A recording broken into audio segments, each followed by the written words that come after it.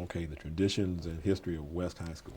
A lot of the students that attend West had parents and their parents and their parents that attended the school. And so there's history with the sports teams, the football, basketball, the track. It's history with that, people that played, and so they want their kids to be there as well. But then we have that magnet program. Not only did they have the magnet program for the International Baccalaureate, but there's a special program for 7th and 8th grade students. It's a magnet program. They call it, when I was there, the extended learning program. It's a gifted program for 7th and 8th grade students. So there are about 180 7th and 8th grade students that get an opportunity to go there. So that's another way to, get students in the school. But the main reason the kids that probably are in that national merit category are there is because of the International Baccalaureate program. But then there are a lot of kids that are involved in the honors classes as well, advanced placement and honors classes too. Okay. So is West High School the school that some of the more famous Utah residents would have attended if they were, were senators and congressmen and governors? Yes, and one such person, I don't think you have him on your list, is Dwayne Bordeaux. He was a state representative for several years here in the state, and he attended that school. Another one you will interview is Judge Robertson attended that school, and her mother attended that school. My mother-in-law attended that school. So it does, it has quite a bit of history. Okay. So you were there until 2002. 2003. I'm sorry. When, did you retire after that? Or did you? No. In 2003, superintendent asked me would I consider going to be the director for career and technical education for the district, and so I accepted that position. As the CTE director in Salt Lake City School District. And then I was there for 2 years. I did that for 2 years, and then I retired in 2005. And the day that I actually made my final decision to sign the paperwork and retire, I received a call from Bert Simmons saying, just to chit-chat. He's the one that's over the behavior management program that I spoke of earlier. He's the president of the company. And I said, well, guess what, Bert? I said, I just retired from the district. And he said, well, good, now you can come work for us full-time. So that's how I got into the consulting piece of it with Bert. So what's the group called? Is it? It's a behavior management program. The group? I mean the organization that Bert Simmons runs. Bert Simmons Associates. Okay. But then I also have my own company, which is called JAM, J-A-M, Big G, Consulting. So I work for Bert's company, and then I do work for myself as well in terms of consulting. Okay. Which is budding, it's just growing. My company is. Okay. Now, I forgot to mention in 1999 you received the Principal of the Year award. Yes, we forgot that one. Huh? Yeah, that's given by the Salt Lake City School Board.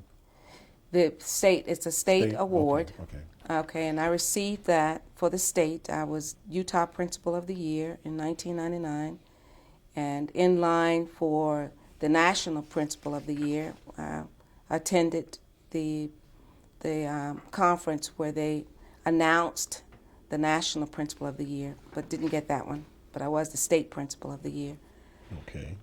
Which you have to be nominated for and then selected. Now you were also the honored by the National Conference for Community and Justice. Yes. In 2002. NCCJ in 2002. That at West High School, we were involved with a program that was sponsored by NCCJ. It was called the Anytown program. And what it was, we had students, and we had students that would go to a camp for 3 or 4 days or for a week long, and they would just really learn to understand differences and injustices. And then so these kids that attended these Anytown camps were very influential when they came back to school in keeping the school at peace and not at war, and having the groups, because the school was so diverse, these kids had to learn to get along together. And so this helped.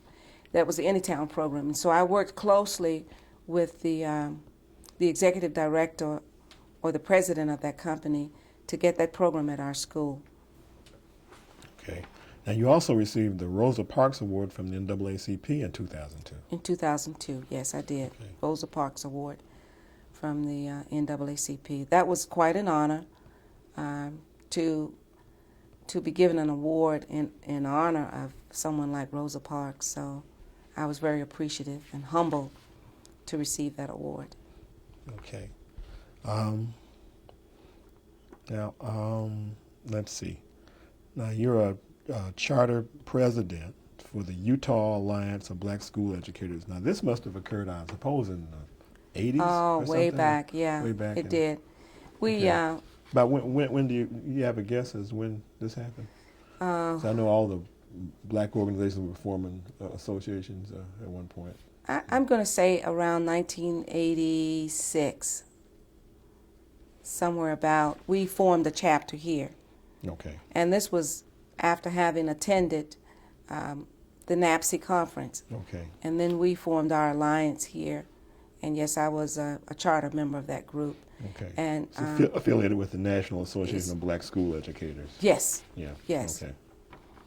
And when we came on board, Chuck Moody actually came out here and was with us for, Chuck and Chris were here with us for a couple of days as we put this all together. Okay. Yeah, Charles Moody, who now lives in Las Vegas. Who now lives in Las Vegas, yeah. right? From Michigan, University of Michigan. Right. Let's see. And you hold memberships in the UASSP, the NASSP, and the University of Utah's chapter of Phi Delta Kappa. And others. Okay. And other organizations. And UASSP and NASSP were the the National Association for Secondary School Principals, and the UASSP was the Utah Association for Secondary School Principals. Okay. And you've been a member of New Pilgrim Baptist Church. Have you been, since you've come to, has this been your home church since you've been here in Yes, Utah? that's my home church. New Pilgrim Baptist Church is my home church. Okay. Okay. So I just wonder if, when we look back on your career in education here. Could I mention one other organization that you evidently don't have? And that's our local chapter of Alpha Kappa Alpha sorority. That's Upsilon Beta Omega chapter. Okay. And that chapter was chartered in 1994. And I'm a charter member of that organization, that group. Upsilon Beta Omega chapter of Alpha Kappa Alpha. Okay. And that's, now you joined, some years after college. Yes, So I joined I joined the graduate chapter in Las Vegas in 1980, just before I came to Salt Lake City. And that, I just didn't have the time or the money to join an undergraduate chapter, but I became a member of Alpha Kappa Alpha in 1981, and I've been a member since. And so when I came here, we didn't have a chapter, and we started meeting as an interest group because AKAs come together sooner or later, some kind of way. So there were about 8 or 10 of us that would meet periodically, formed an interest group, and then we proceeded with doing what we needed to do to be chartered. Okay. Mm-hmm.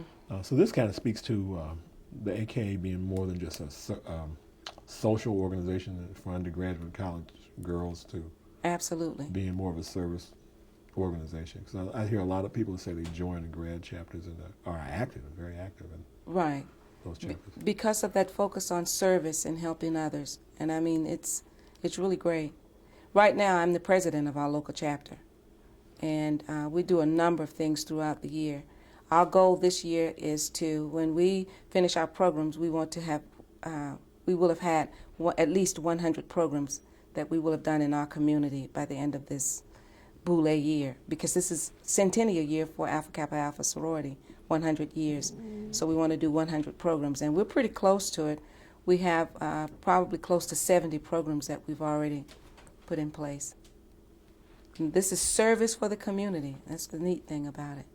Okay. And scholarships, helping others. I just wanted to just ask you one more question about education before I go into some of the philosophical questions that tie up the interview. But is diversity, or tell us a little bit about the dynamics of diversity, I guess, in Utah. We talked about some of the racial groups that are here, and was it harder to? You think is it harder to operate as when you're such a small minority in a state like Utah? It really isn't, as long as you remember who you are, and know that the struggle continues no matter where you are. That as a black person, you always have to be prepared, and you always have to do what you know is the right thing to do. And I think the greatest part in terms of racism that I expressed earlier, was when I served as principal of my first school, because that was such a new experience for everyone. It was new for me, it was new for the community, it was new for the students, new for the teachers. Diversity, I think here people began to embrace it more, diversity itself. For example, at our church, we have several different nations that are represented, probably over 30. And that's embraced because the church now has a strong focus on multiculturalism. And the same thing, a similar type thing, happened in the schools that I've been in, especially at West High School. But I think it's important that our young folks understand who they are and feel good about who they are and be strong about who they are. And don't let anyone change who they are, because I think as a race we have a lot to be proud of. Okay. Now, do you have a certain philosophy of education what is your philosophy of education? In terms of education, first of all, I believe that every student can learn. And I think it's important that everyone works together to do the best for every student and to keep the expectations high. In terms of learning, some kids learn a little bit slower than others. Some kids move on very, very well alone. Some kids need a lot of support. Some don't. But it's important for us to be there for every student, because every student can get it. It might take a little bit longer for some, but they can get it, and we should never give up on them. Okay. These kids are our future. We can never give up on them. Now, who do you read, or who would you recommend to other black educators to read and to, be informed by, I guess, today? One of the writers that I like, because of her flair on multiculturalism and understanding black children, is Lisa Delpit, Other People's Children. That was one of my favorite books to read.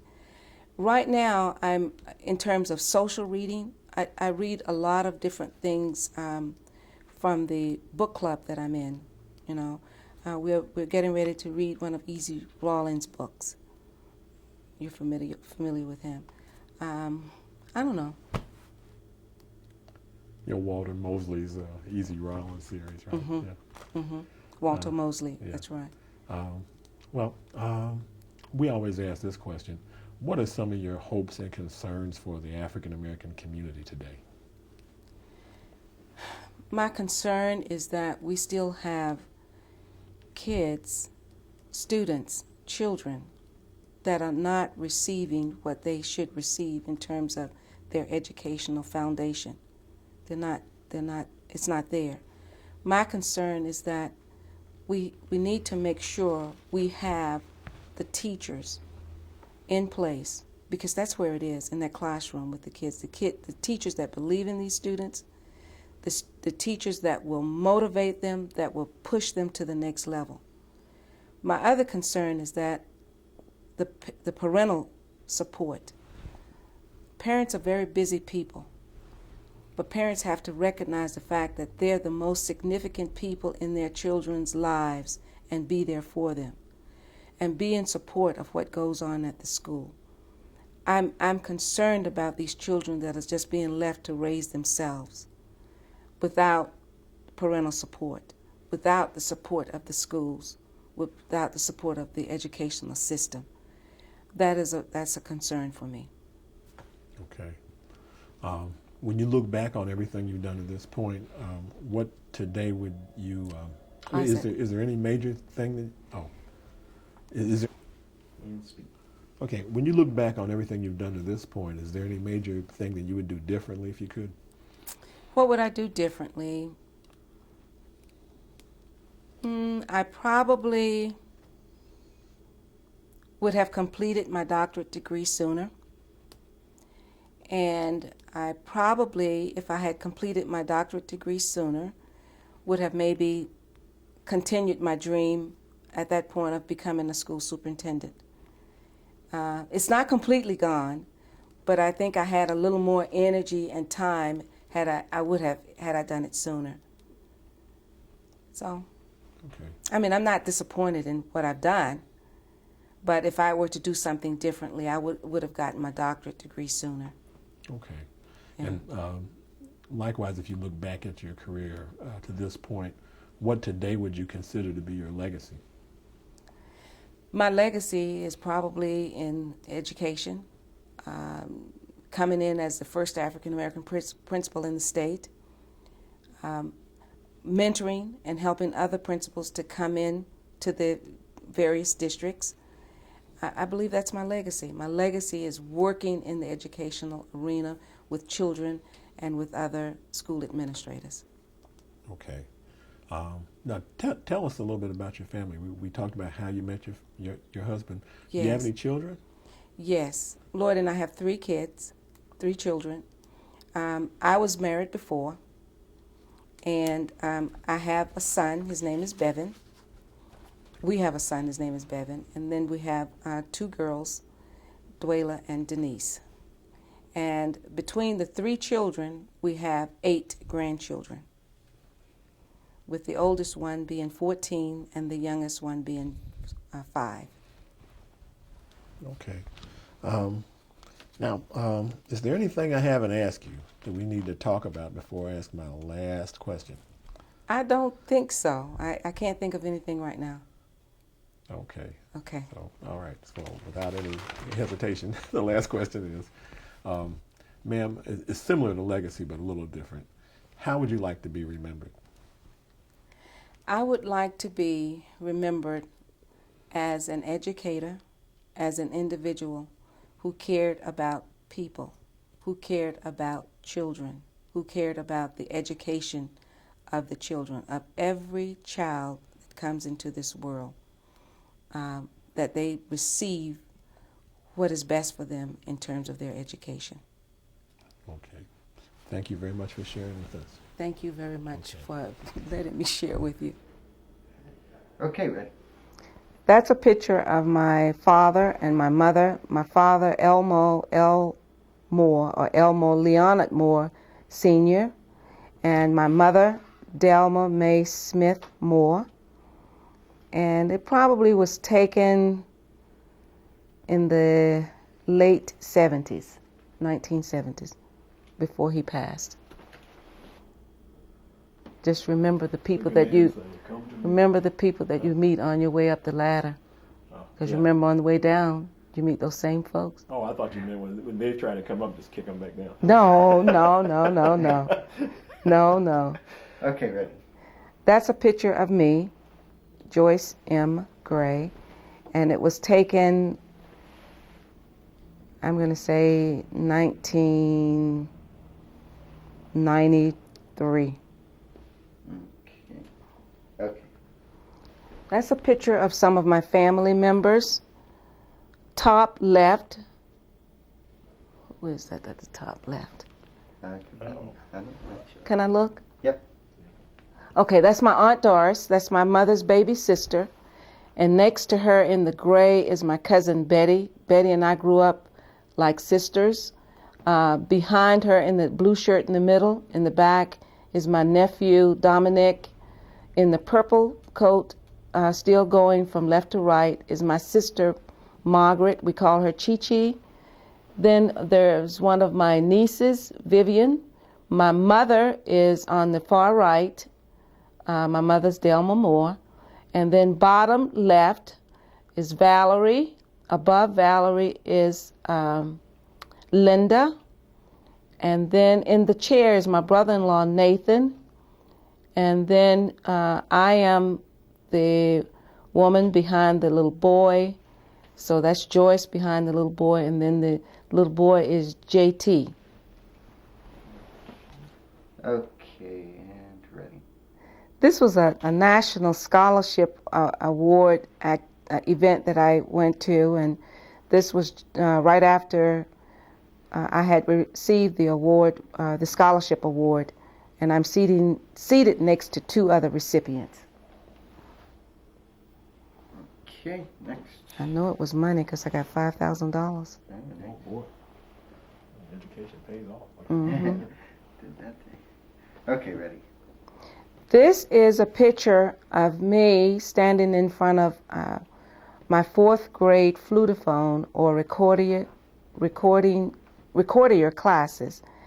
I had all fourth grade students, and they all played this musical instrument, and I'm just standing there directing them. Okay, and that's October 1967. Oh, good. That one had a date on it. There's a lot of Les Browns, you know that? There are? Okay, ready. This is a picture of Les Brown and me. I'm on the left, Joyce Gray, and then Les Brown. He was a keynote speaker at the scholarship event that I went to. Okay, next. Ready. Ready? Okay. This is a picture of J.D. Smith receiving the music department receiving a superior rating award, and the two students that are with me are the pianists for the two groups. The tall man on the left is Brian Crane. He was an assistant superintendent in Clark County at that time. And then there's Rhonda next to him. She played for one of the choirs. And then there's Mary Ann, who also played for the boys' choir. And then there's me, the director, Joyce Gray. Okay. By these outfits. Aren't those cute? Ready. You want me to go? Yes.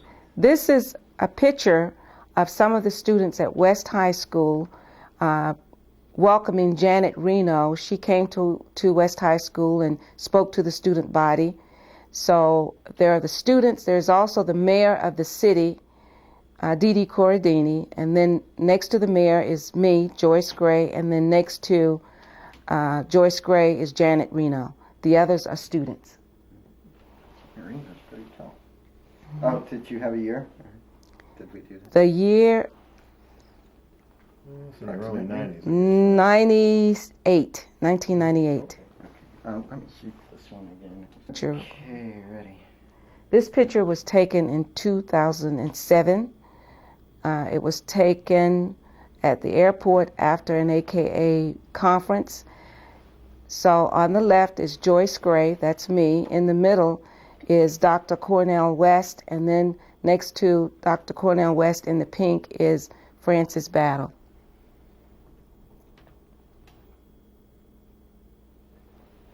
Okay. Ready. This is a picture taken, what year did we get that award? But Bryant, 96, the Blue Ribbon Award? but yeah, Bryant Intermediate School received the Blue Ribbon Award, and a group of us traveled to Washington D.C. and to receive the award. So on the left is a student. Next to the student is Joyce Gray. In the middle is Richard Riley, Secretary of Education. His assistant on his left, and then Heidi Clark is on the far right. Okay.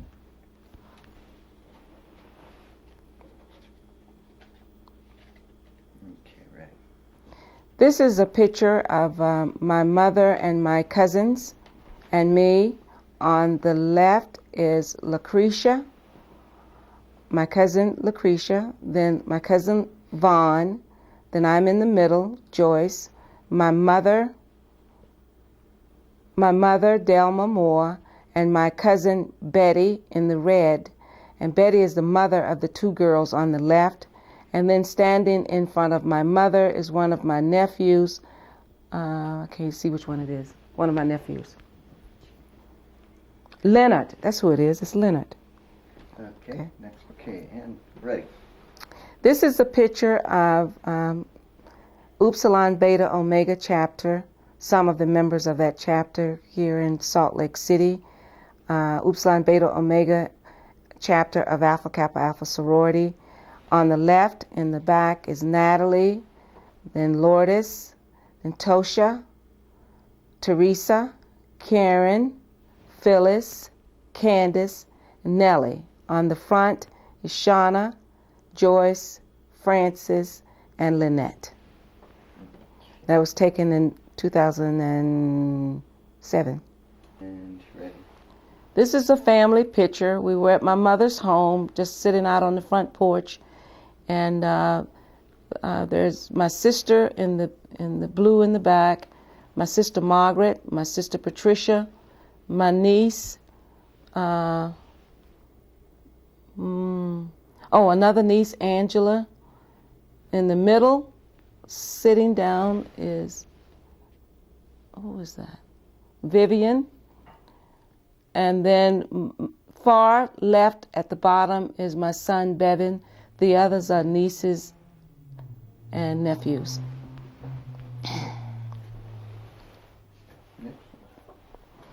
Okay, ready. That's a picture of me standing next to my dad's only sister. Her name was Rosa May Moore Boone, and she's just a wonderful person. She passed last year. Okay, when was the picture taken? That picture was taken, I don't know. I'm going to say 2000. Okay, ready. Yes, we have family members that are also AKAs, and when we do a family reunion, we usually do an AKA shot or picture with all of the AKA family members that are present. So on this picture, we have Sonia, far left back. We have Lillian.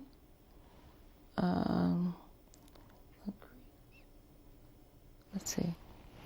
Can't remember who that is. Loretta, Brenda, Margaret, Joyce, and Burl.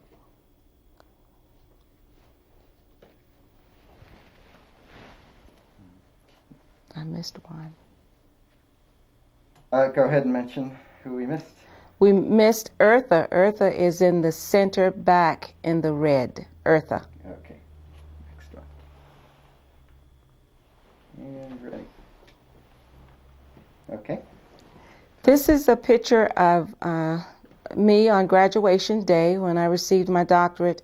And in front of me is my grandson, Javante. At that time, Javante was 4 years old. So that Sorry, what was the date? What was the date again? 2001. Okay. And ready. This is a picture of some colleagues of mine, friends as well. I'm on the left. In the middle is Frances Battle, and she's the person that replaced me at Bryant Intermediate School, and then there's Kay, who's a teacher at that school. This was taken at a workshop in 1997. Okay, next one. And you know I don't remember all of these names. Oh, that's That's okay. okay. You can just Okay. say, Say what the picture is. The other recipients or something. Okay, go Okay. ahead. This is a picture of all of the African American principals of the year in 1999. So I am on the left bottom, standing next to the Secretary of Education, and the others are all recipients for their state.